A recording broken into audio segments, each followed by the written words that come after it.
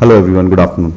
Um, I used to run two e-commerce businesses slightly earlier in my career, so very familiar with all the gateway challenges, and I'm talking about 2006, 7, 8, 9 and getting digital payments through those times really tough. Indian Express is a great vision for commerce, for products and services, and that kind of shows how important digital transactions are in today's ecosystem, that even a publisher start thinking that if I need to do commerce because I think advertising revenues are not good enough for our businesses to kind of scale and sustain. So I kind of have a different view on this. I think when it was asked that how many people do a mobile transaction a week, I bet most of these transactions happen on Paytm, MobiKwik, and Amazon, Flipkart, and MMT, and Yatra, and Google, and Uber, and Ola, and not on any other thing which is not private enterprise. So I feel that India is really going to grow digitally in terms of internet, in terms of commerce, in terms of everything related to that, but it will be driven by private enterprise, and I think the role of the government is overrated here. And each society digitally is grown that way only. I think other than the exception of South Korea, which is an amazing country in terms of digital, and I think e-governance happens, like they say 97% of e-governance happens there on digital, but other than that not many societies. So I think it's a private enterprise which will lead the way. Paytm was ready. I worked very briefly with Vijay, and it's like late 2012, and he used to tell me, let's get wallets, and I used to say, hey Vijay, who's going to use wallets here? Nobody's going to use wallets. So I couldn't get his vision, to be very frank. Today mobile wallet is such a vision, so credit to people like him who started MobiKwik and Vijay. So credit to people like Uber and Ola, through which some of these wallets worked out for us. Credit to Reliance Jio, which has made internet grow by more than 100% in last 6-7 months, and it's so bad that the advertising demand and advertising supply is not matching, and the programmatic ad rates have actually come down in India. So it's Jio which has brought about the revolution, a private enterprise, and not the government. I'm sorry to say this. I'm more Milton Friedman School of Economics, so I always feel that private enterprise is going to do the change.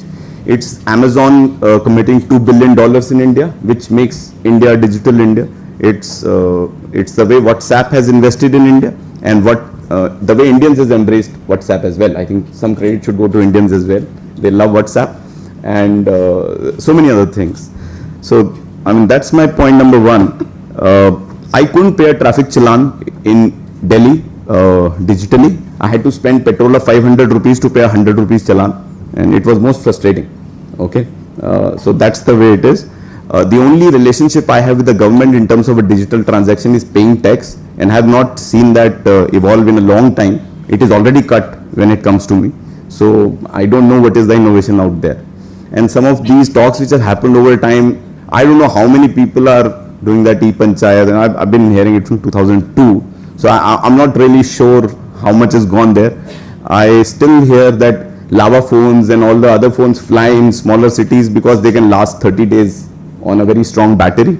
So I bet there is an electricity problem there which need to be solved rather than the digital payment as of now, but I have very limited knowledge about these things. So I feel that the government, where their role comes, is they need to make sure the ecosystem for digital companies got to get stronger. They need to back the digital companies. Now remember the days of MMT, and travel commerce is still biggest, I guess, than anything else, including IRCTC. And in 2007-8 we used to look at IRCTC numbers in terms of transaction and value, and our tongue was out like this. We used to say, hum kar kya rahe? This is called commerce. I don't know whether they're still the biggest transaction company in India. Maybe they are. So it is government took that initiative, and they cut down. As I saw in one of the Subramanian Swami's interviews, he said it was his move to cut down all the dalals in the middle and make sure the user gets the train ticket seamlessly. Quickly jumping on to the fact, I think where government is not facilitating is these billions of dollars of auctions. Last auction was at $16-17 billion, which telecom companies charge from users at the end of the day. And I think government prevents internet being serviced properly to the users. Actually, bandwidth has no cost, technically speaking. And you may be well served reading a very good article which Chris Anderson wrote as a book, Freenomics, and the Moore's law that technology kind of goes by half in 18 months. He talked about the transistor cost.